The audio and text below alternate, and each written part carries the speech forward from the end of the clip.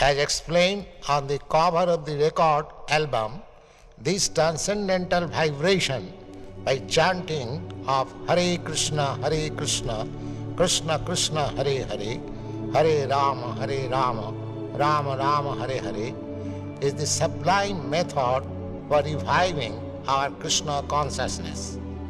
As living spiritual soul, we are all originally Krishna conscious entities, but due to our association with matter from time immemorial, our consciousness is now polluted by material atmosphere.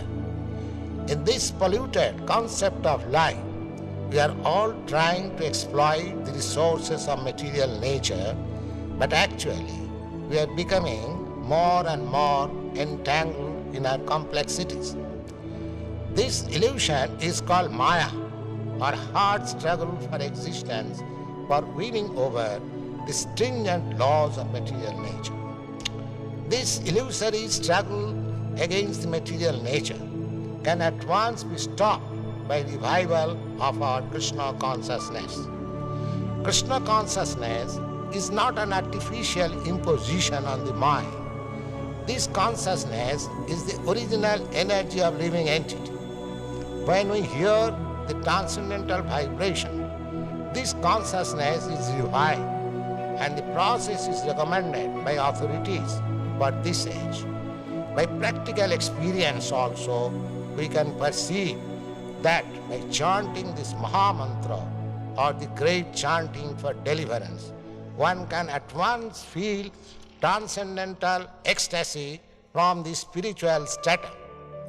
When one is factually on the plane of spiritual understanding, surpassing the stages of sense, mind and intelligence, one is situated on transcendental plane. This chanting of Hare Krishna, Krishna Krishna, Hare Hare, Hare Rama, Rama Rama, Hare Hare, is directly enacted from the spiritual platform, surpassing all lower status of consciousness, namely sensual, mental and intellectual.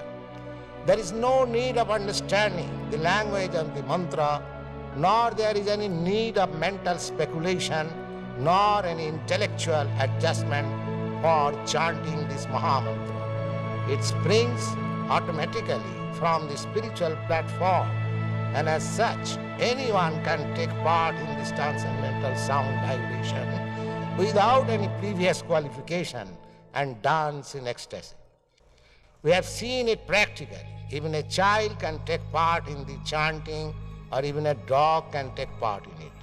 The chanting should be heard, however, from the lips of a pure devotee of the Lord, so that immediate effect can be achieved. As far as possible, chanting from the lips of non-devotee should be avoided, as much as milk touched by the lips of a serpent causes poisonous effect. The word Hara is the form of addressing the energy of the Lord. Both Krishna and Rama are form of addressing directly the Lord, and they mean the highest pleasure eternal. Hara is the supreme pleasure potency of the Lord. This potency, when addressed as Hare, helps us in reaching the supreme Lord. The material energy, called as Maya, is also one of the multi-potencies of the Lord, as much as we are also marginal potency of the Lord. The living entities are described as superior energy than matter. When the superior energy is in contact with the inferior energy, it becomes an incompatible situation. But when the supreme marginal potency is in contact with spiritual potency, Hara, it becomes the happy, normal condition of living entity. The three words, namely Hara, Krishna and Rama, are transcendental seeds of the Mahamantra, and the chanting is spiritual call for the Lord and his internal energy, Hara, for giving protection to the conditioned soul. The chanting is exactly like genuine cry by the child for Mother. Mother Hara, helps in achieving the grace of the Supreme Father Hari or Krishna, and the Lord reveals himself to such sincere devotee. No other means, therefore, of spiritual realization is as effective in this age as chanting the Mahamantra Hare Krishna, Krishna Krishna, Hare Hare, Hare Rama, Rama Rama, Hare Hare.